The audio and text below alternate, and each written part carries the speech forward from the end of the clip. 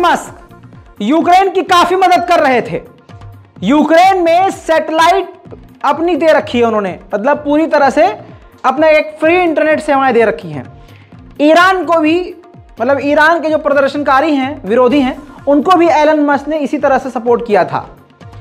अब हुआ यह है कि एलन मस्क की जो स्टारलिंक सैटेलाइट है उसकी सर्विसेज का इस्तेमाल करके यूक्रेन की सेना रूस के ठिकानों को उड़ा रही है। अब यह खबर जब एलन मस्क तक गई और एलन मस्क ने इस पर जब ज्यादा पड़ताल करी तो झटका दे दिया है यूक्रेन को। अब यूक्रेन के लिए बड़ा बयान जारी करके एलन मस्क ने साफ कर दिया है और मना कर दिया है यूक्रेन को कि आप हमारी इस सैटेलाइट का इस्तेमाल रूस पर हमला करने के लिए नहीं कर सकते, और कई तरह की पाबंदियां लगा दी हैं, लिमिट लगा दी है। रिपोर्ट से खुलासा हुआ है और तगड़ा झटका ये यूक्रेन को लगा है। सलाम, नमस्ते, सत श्री अकाल, मैं हूं रजा और आप देख रहे हैं रजाग्राफी का वॉर अपडेट। दोस्तों, बड़ी बड़ी जो जानकारियां होती हैं रूस की और यूक्रेन की, मैं आपको इस रिपोर्ट के अंदर रोज रात को आपके सामने रखता हूं। आपसे गुजारिश है, जिन लोगों ने चैनल सब्सक्राइब नहीं किया है वो कर लें और अपने तमाम दोस्त, अहबाब, रिश्तेदारों से इसको सब्सक्राइब करवाएं ताकि हमारी मेहनत ज़्यादा से ज़्यादा लोगों तक पहुंचे और जानकारी उनको मिले कि दुनिया भर में हो क्या रहा है। दोस्तों, अब यूक्रेन के लिए एक और नींद उड़ा देने वाली खबर है। दोस्तों, रिपोर्ट के मुताबिक रूस ने यूक्रेन पर एक बड़ा हमला, काफी बड़ा हमला करने की तैयारी कर ली है। रिपोर्ट के मुताबिक लगभग 1800 tank, 3950 arm vehicle, 2700 artillery system, 810 multiple rocket launcher system, 900 fighter jet और 300 हेलीकॉप्टर रूस ने पूरी बटालियन इनकी तैनात कर दी है, तैयार कर ली है, और कभी भी यूक्रेन पर एक बड़ा हमला, बड़ा ऑपरेशन यूक्रेन के खिलाफ किया जा सकता है। इसकी जानकारी यूक्रेन को पहले से है और इसी वजह से यूक्रेन हाथ पैर मार रहा था कि उसको फाइटर जेट जल्द से जल्द मिल जाए। उधर बात करें व्लादिमीर पुतिन की, तो व्लादिमीर पुतिन ने अलग ही बात कही है। पुतिन ने कहा है कि इस जंग को हमने शुरू नहीं किया, बल्कि हम तो इस जंग को खत्म करने की कोशिश कर रहे हैं। Мы не начинали никаких боевых действий. Мы пытаемся их закончить. Эти боевые действия начаты были националистами на Украине и тех, кто их поддерживал в 2014 году, когда был совершен государственный переворот. Вот они начали войну тогда. Вот начали войну. И она продолжалась 8 лет на истребление людей, которые там живут и которые чувствуют. उधर यूरोपीय यूनियन की पार्लियामेंट में ज़ेलेंस्की पहुंचे, जिनका जमकर स्वागत हुआ, और ज़ेलेंस्की ने अपने बयान में ये सीधा सीधा कह दिया कि हम आपको बचा रहे हैं। भावुक हो गए और कहा कि यूक्रेन की जीत होगी। सांसदों ने 2 बार स्टैंडिंग ओवेशन दे डाला, रोने से लगे और उन्होंने कहा कि वी आर डिफेंडिंग यू, यानी यूरोप, पूरे यूरोप को हम बचा रहे हैं और इस जंग को हम ही जीतेंगे। सुनिए उनके बयान का कुछ अंश। Слава усім українцям і українкам, хто у бою. Слава Україні!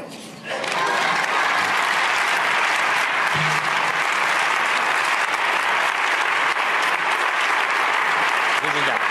Thank you so much. दोस्तों, इस पूरे भरमबाजी और बयानबाजी के बाद ये फोटो सेशन भी किया गया है। यूरोप के तमाम मेंबरान के साथ ज़ेलेंस्की ने तस्वीर खिंचवाई। अपने स्पीच में उन्होंने ये भी कहा कि हम बहुत जल्द यूरोपीय यूनियन में शामिल होने वाले हैं, और इन सब बयानात के बाद ये वीडियो आपके सामने है जिसमें वो फोटोग्राफी सेशन लेते हुए नजर आए। मैंने आपसे कहा था कि भारत के एनएसए इस वक्त रशिया पहुंचे हैं। अब ताज़ा तस्वीर आपके सामने है, ये देखिए, सिर्फ भारत के एनएसए नहीं है, कहा जा रहा है कि कई देशों के एनएसए और मिनिस्टर वहां मौजूद थे, जहां पुतिन ने भारत के एनएसए से बातचीत करी है और एनएसए ने लश्कर तैयबा, जैश ए मोहम्मद और दाइश जैसे आतंकी संगठनों से निपटने के लिए इंटेलिजेंस और सिक्योरिटी अलायंस पर जोर दिया। अजीत डोभाल अफगानिस्तान पर सुरक्षा परिषदों के सचिवों की 5वीं बैठक में शामिल होने मॉस्को पहुंचे थे। डोभाल ने कहा कि अफगानिस्तान एक कठिन दौर से गुजर रहा है और जरूरत के समय भारत अफगानिस्तान के लोगों को अकेला नहीं छोड़ेगा। भारत ने संकट के समय 40,000 मैट्रिक टन गेहूं, 60 टन दवाइयां और 5 लाख कोविड टीके अफगानिस्तान भेजे हैं।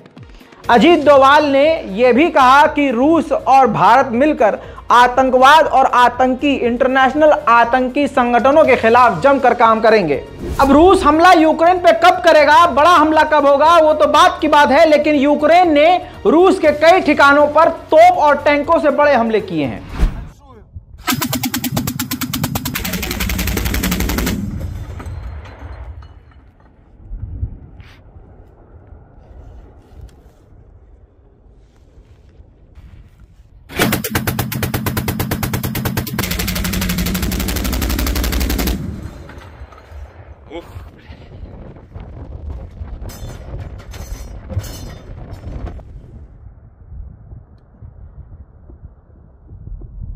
उधर वैगनर ग्रुप ने इसके बाद ऐलान किया है कि हमने अब कैदियों को भर्ती करना बंद कर दिया है। आज से हम कैदियों को अब अपनी सेना में भर्ती नहीं करेंगे। उधर CNN की रिपोर्ट ने बड़ा खुलासा किया। CNN की रिपोर्ट ने बताया कि जो ईरान ने ड्रोन रशिया को दिए थे उसको अपग्रेड करके दिया गया था ताकि वो ड्रोन ज्यादा से ज्यादा डैमेज यूक्रेन का कर सकें। खबर यह भी है कि ईरानियन टैंकर्स और ईरान के टैंक और पानी के जहाजों का इस्तेमाल करके जो अमेरिका की पाबंदियां हैं उनको बाईपास कर रहा है, उनसे बच रहा है रशिया। इन सबके बाद बड़ी खबर यह है कि रूस ने भी यूक्रेन के इलाकों पर टैंक से हमला किया।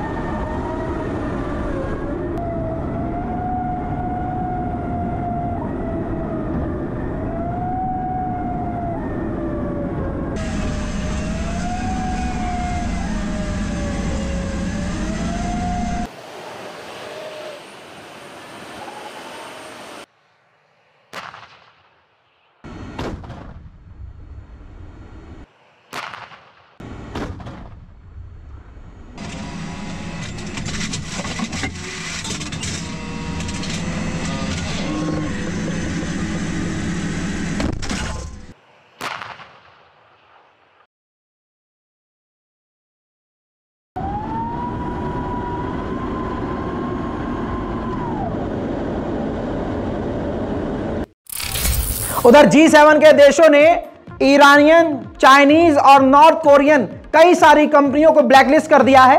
इल्जाम ये लगाया है कि ये वो कंपनियां हैं, चाइना, नॉर्थ कोरिया, ईरान, ये वो इन तीनों देशों की कंपनियां हैं जो रूस की मदद कर रही थी।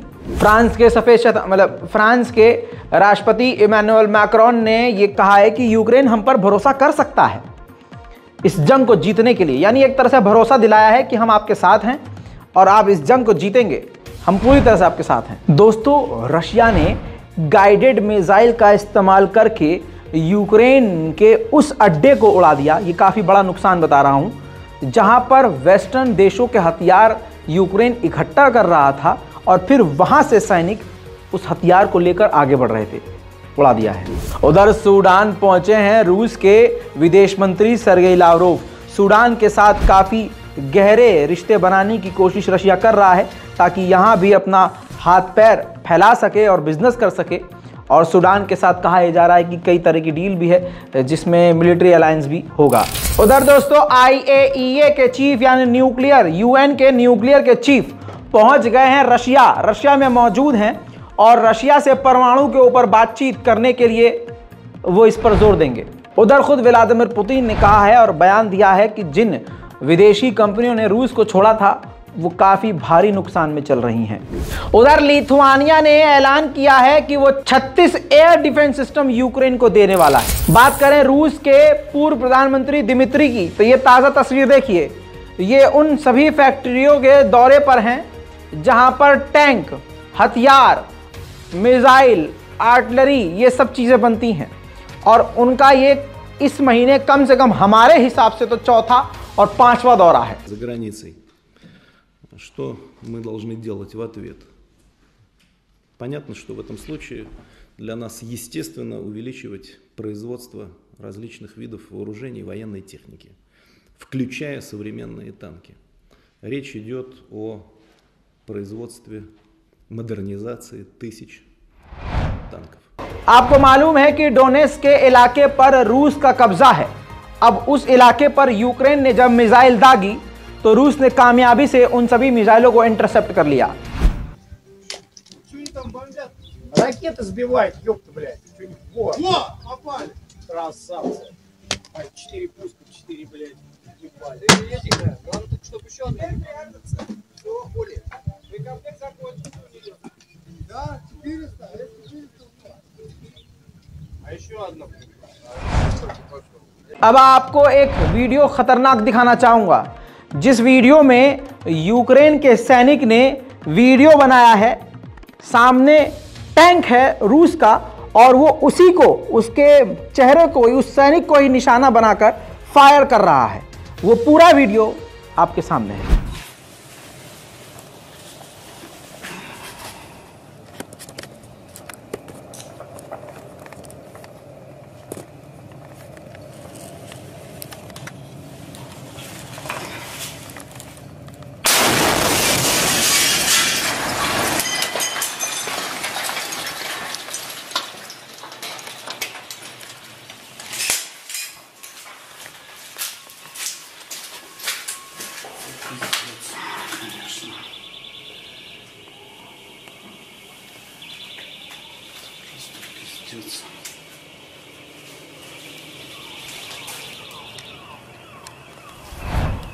उसके बाद दोस्तों ज़ैपोरिज़िया के इलाके में, यूक्रेन के ज़ैपोरिज़िया के इलाके में रूस ने सुसाइड ड्रोन भेजे, लेकिन यूक्रेन ने उन सभी ड्रोन्स को इंटरसेप्ट कर लिया, यानी रोक दिया, मार कर गिरा दिया।